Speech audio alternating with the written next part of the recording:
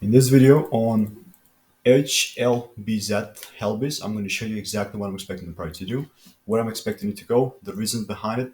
First things first, disclaimer, nothing on this channel constitutes professional or financial advice.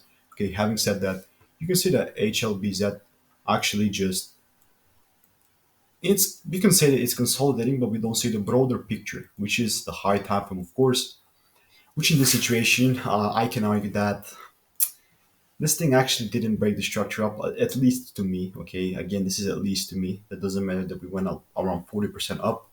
Like with the difference for the past week, we also see a big gap. Right, this the price opened right here, but this is volume gap. Okay, imbalances we obviously have imbalances too, but let's check out the daily chart and and see how it looks like. Of course, we had some breaks and all, but these are my expectations, at least just mine. Are they on the lower time frame, like on the 15 minute, and I'm expecting the price this. I'm expecting the price to do this. I'm expecting it to break these lows. So I want to hear your thoughts in the comment section down below. Stay tuned for more. See you.